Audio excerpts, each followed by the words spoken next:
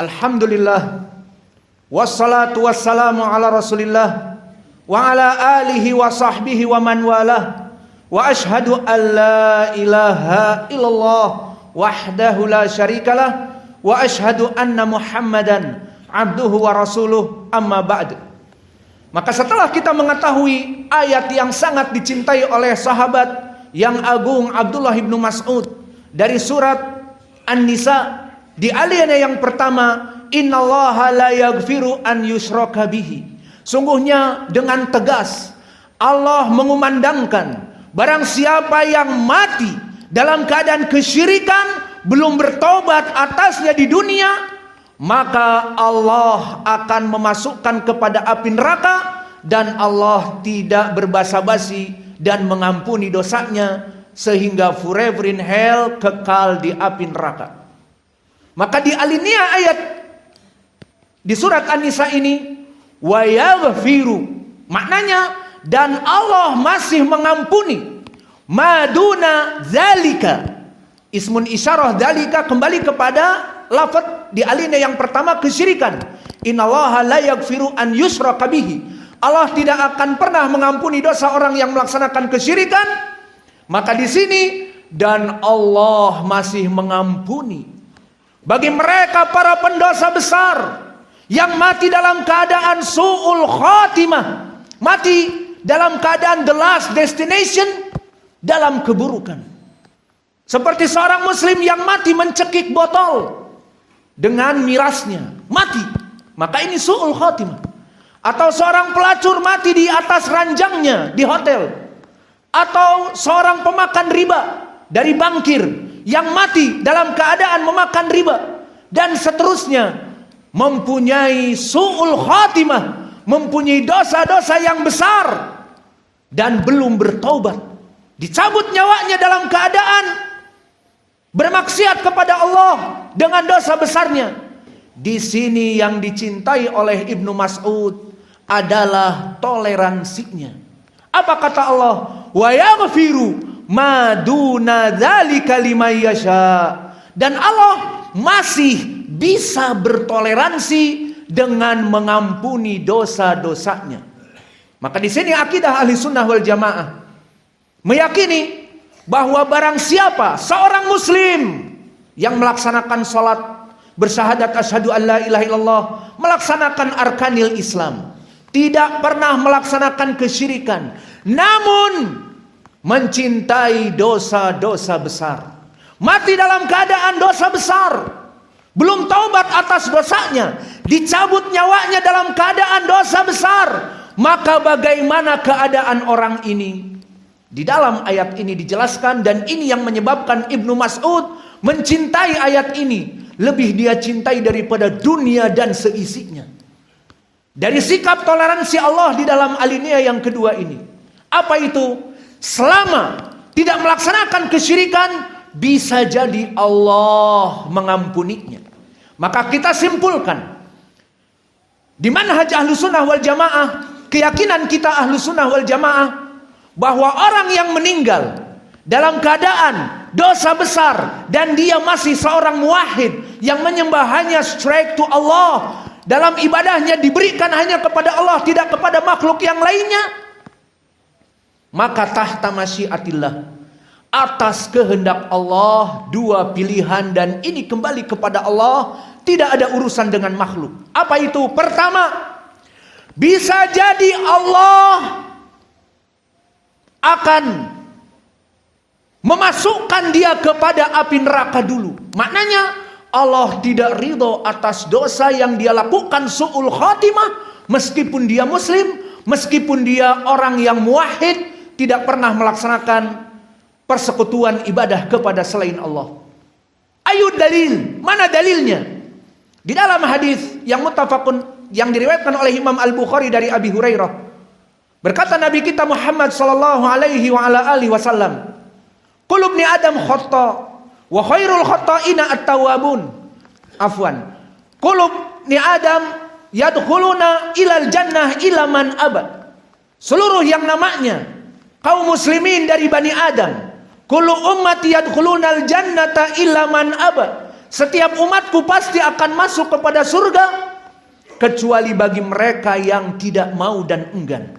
Maka ditanya oleh para sahabat, man ya'ba ya Rasulullah walam yurid an yadkhula ilal Islam. Siapa orang yang enggan dari kaum muslimin dan tidak mau masuk kepada Islam secara utuh dan mati dalam keadaan baik dan masuk api neraka? Siapa? Kata Nabi, faman ata'ani dakhalal jannah. Barang siapa yang mati dan taat kepadaku masuk surga.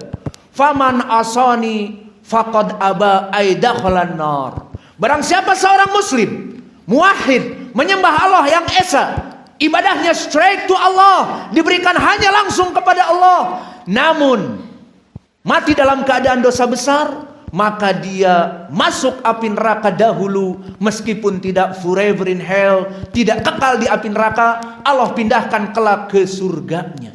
Maka ini pilihan yang pertama atas hikmah Allah bagi orang muslim ini. Ada pendalilan yang lain, ada pendalilan yang lebih description, pendalilan yang lebih jelas, lebih deskripsi, yaitu hadis yang muttafaqun alaih dari Sahl ibn Sa'ad, di mana Nabi berkata kepada para sahabatnya di medan tempur, di saat berjihad dengan kaum muslimin melawan orang kufar. Maka Nabi mengatakan, menunjuk kepada seseorang, man arada minkum an yanzura ila rajulin min ahlin nar falyanzur ila hadza. Barang siapa di antara kalian, wahai sahabatku, ingin melihat orang yang ditakdirkan oleh Allah, dia di sini berjihad bersama kita kaum muslimin, tapi dia di api neraka, falyanzur ila hada. Lihatlah orang itu. Fastagrabus sahabat.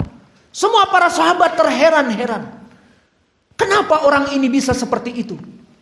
Di mana dia di medan perang menerjang bagaikan singa-singa padang pasir, dengan pedangnya menebas leher-leher orang musyrik. Dan di malam hari dalam keadaan menangis sujud melaksanakan salat malam kepada Allah, maka bagaimana orang ini dikabarkan menjadi penduduk api neraka? Fastagrabus sahabat. Semua sahabat heran. Fayatba'ahu rajul. Maka ada seseorang yang selalu menguntitnya apa yang terjadi dengan orang ini. Dan ucapan Nabi adalah wahyu. Apa yang dia ucapkan pasti benar. Maka terus diikuti. Disebutkan di hadis, la yazalu bi khairin hatta lamastajalal maut fastajalal maut bidubabati sayfihi. Maka orang ini terus dalam keadaan kebaikan, kecuali dalam suatu saat terjadi pertempuran dahsyat. Orang ini terluka dan orang ini tidak bisa kembali ke base camp. Maka dia hanya sekedar menunggu maut. Telah terayak-ayak tubuhnya dengan pedang dan tombak. Maka di sini yang menjadi masalah, dia fastajalal maut, suicidal, bunuh diri, dengan menancapkan pedangnya ilas sama, mengarah ke langit, ditancapkan, kemudian dia melompat dari arah dadanya, jantungnya sampai merobek belikat belakangnya. Maka mati orang ini suicidal, bunuh diri, dan bunuh diri dari dosa besar. Maka setelah melihat pemandangan yang nyata, datanglah kepada Nabi, sadaqta ya Rasulullah, engkau telah benar wahai Rasulullah.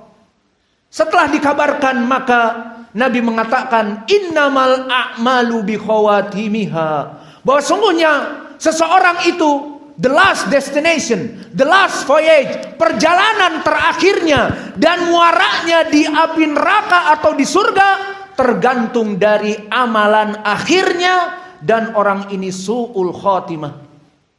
As'alullahal adzim an yahfadana min akhir a'malina. Kita meminta kepada Allah agar Allah menjaga kita di akhir hayat kita. Ini perkara yang pertama. Barang siapa yang mati dari muslimin, dari orang-orang yang melaksanakan tauhid kepada Allah, tidak melaksanakan sembahan kepada selain Allah, mati dalam keadaan dosa besar, pilihan pertama tadi tahta masyiatillah atas kehendak Allah, Allah yang menciptakan makhluknya. Pertama, Allah tidak ridho dimasukkan kepada api neraka dulu. Namun berbeda dengan ayat yang tadi di khutbah yang pertama, kalau ayat yang tadi forever in hell, dia orang musyrik, kekal di api neraka. Di sini yang kedua, dia muslim, namun mati dalam keadaan su'ul khatimah. Dan option yang pertama, the first plan Allah berikan pada dia, dia harus masuk api neraka. Allah tidak ridho atas dosanya, masuk api neraka. Namun setelah itu Allah pindahkan kepada surga dengan syafaat Nabi Muhammad dan syafaat kaum muslimin dan syafaat Allah. Seperti di hadis Abi Sa'idin Al-Khudri, berkata Rasulullah sallallahu alaihi wa ala alihi wasallam, berkata Allah yang berkata, laqad syafa'a al-anbiya wa laqad syafa'a al-malaikah wa laqad syafa'a as-salihun al-mu'minun baqiya syafaati.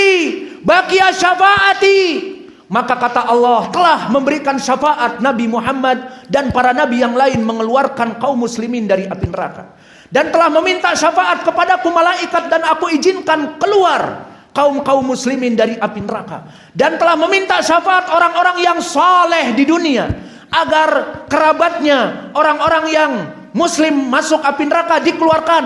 Aku izinkan, tinggal aku, baqiya syafaati, kata Allah, tinggal syafaatku. Maka fawada'a rabbul izzah yadahu ilan nar, maka Allah mengguncang api neraka. Fayakhrujun man kana fi qalbihi mithqala dzarratin min iman, keluarlah dari kaum muslimin yang tidak pernah melaksanakan kesyirikan, keluar dari api neraka kepada surga. Maka ini first option yang pertama. And the second, dan yang kedua, bagi mereka orang-orang yang meninggal dalam keadaan Islam, dalam keadaan muwahhid, menyembah Allah, the straight to tauhid, the straight to Allah, ibadah hanya diberikan kepada Allah, namun mati dalam keadaan dosa besar. Maka di sini pilihan the second option, Allah ridho dengan amalan tauhidnya. Meskipun mati dalam keadaan dosa besar, meskipun Allah ridho, Allah mengampuni dosa-dosanya, straight to the heaven, stairway to the heaven. Maka dia dibuka jalan langsung masuk kepada surga. Mana pendalilannya? Banyak. Di antaranya ayat ini, innallaha la yaghfiru an yushraka bihi wa yaghfiru ma duna dzalika liman yasha, dan Allah masih mengampuni bagi mereka orang-orang yang diinginkan. Dan diriwayatkan oleh Imam Muslim dari Abi Dzar, dan dia diriwayatkan oleh Imam At-Tirmidzi dari Anas ibni Malik. Berkata Rasulullah sallallahu alaihi wa ala alihi wasallam, berkata Allah di hadis qudsi, man lakiyani bi qurabil ardi khataya wa huwa mata wa lam yusyriku bi fa inilah ataituhu bi qurabil ardi maghfiratan. Maka barang siapa yang bertemu dengan aku, kata Allah, seorang muslim muwahhid, tidak pernah menyekutukan Allah, namun dosanya sangat besar, maka dosa-dosa dia kalau dibukakan memenuhi langit dan bumi, seluas bumi, ananas sama, bahkan dosa-dosanya dia mencakar langit karena banyak dari dosa-dosa, namun mati dalam keadaan tidak pernah melaksanakan kesyirikan kepada Allah, mati dalam keadaan Islam, namun pendosa besar. Apa yang Allah katakan? Dia bertemu denganku dengan tauhidnya, aku datangkan sepenuh bumi dan sepenuh langit ampunan baginya, dan dimasukkan kepada surga. Ini ayat yang sangat dicintai oleh Ibnu Mas'ud dari toleransinya, dan di alinea yang pertama atas ketegasannya bahwa Allah tidak akan pernah ridho bagi mereka orang yang mati musyrik tanpa bertobat dulu kepadanya. Maka ini pendalilan yang pertama dari hadis yang datang dari dua hadis dari Abi Dzar, diriwayatkan oleh Imam Muslim dan diriwayatkan oleh Imam At-Tirmidzi dan yang lainnya dari Anas ibnu Malik.